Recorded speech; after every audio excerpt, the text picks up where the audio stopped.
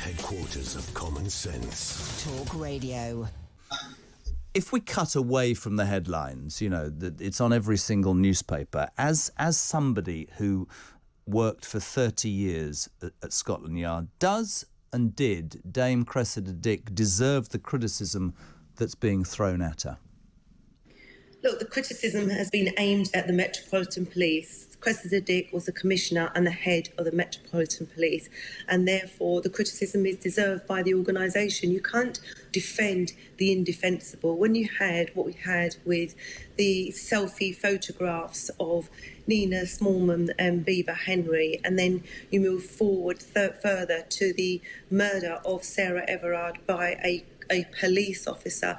Now, that isn't anybody's fault at all. But then you had the vigil, which hundreds of women went to throughout an entire day, and it resulted in scuffles with police and police arresting women. I'm not saying that the police, that they were apparently justified in what they did, but the fact is that plays out in the public domain, and it has a huge, huge impact on trust and confidence of the organisation.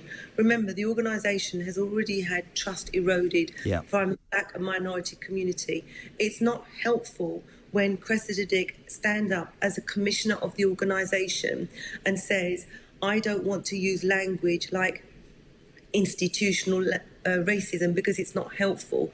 What that does is it erodes trust further within the organisation, externally, and it gives officers a blanket authority to go out and behave the way they want to. Shadnam, would you say then, from your point of view, as many have said this morning, that she should have resigned sooner? I think it was unfortunate that she was put in a position to extend her appointment for a further 2 years, because it was very rocky at the time.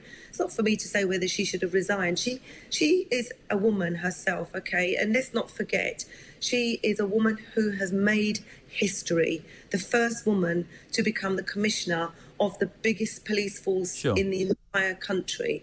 And she was given that appointment for 5 years, and then it was extended for a further 2 years.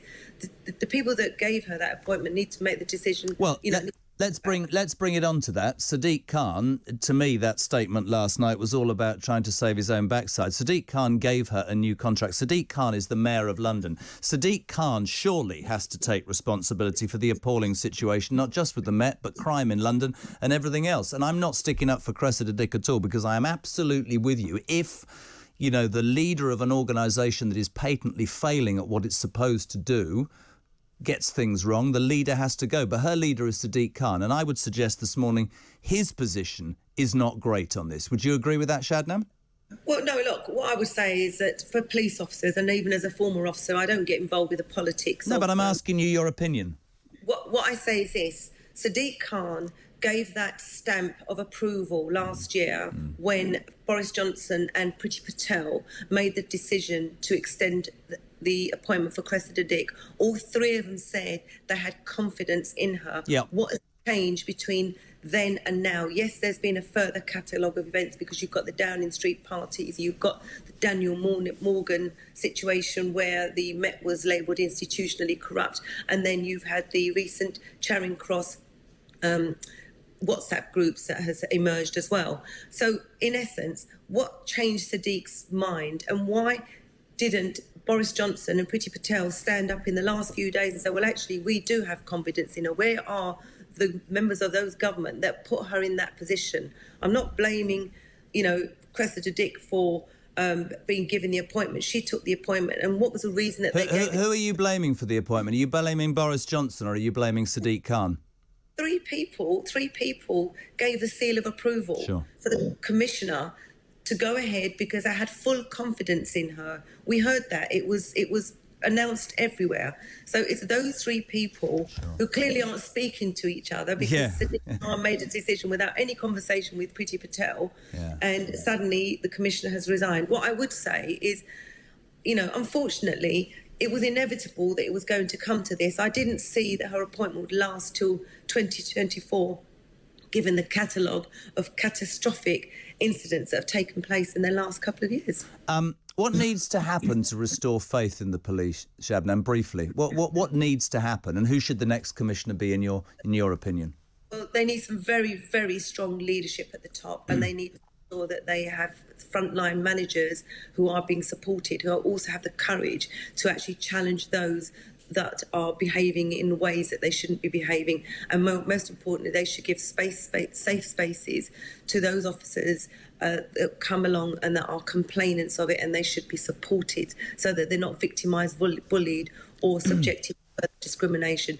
As for who should be the new commissioner, I think it's time to go further afield and look at somebody from an outside perspective who comes in completely independent, who doesn't run an old boys network, and who takes people and will actually challenge the leadership team. I mean, where have the rest of the leadership team been when the commissioner has been hammered on a weekly basis? Because whilst the buck stops with her, people are appointed to do specific roles. And how are you going to change that if you just, as you said, promote from within and it's just that continual process? Completely agree with you, Shabana. Just to finish, Dame Cressida Dick has been rightly criticised left, right and centre for the catastrophic catalogue, as you said, of disasters that have happened.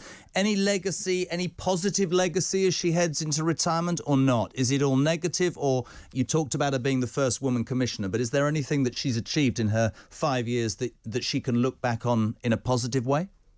I think, unfortunately, what has happened in the last 2 years has diluted her legacy, and I hope that, that the Boris Johnson and Priti Patel come out and say these are her legacies. The problem is, like they used to say to me in the job, you're only as good as your last job. And unfortunately, the last jobs in the organisations have been terrible, really. Shadnam Chowdhury, Detective Superintendent at Scotland Yard for 30 years. Thank you very much indeed. Good talk. Hot talk. Bold talk. Talk radio. Listen on your smart speaker. Watch it live on your smart TV. The world headquarters of common sense. Talk Radio.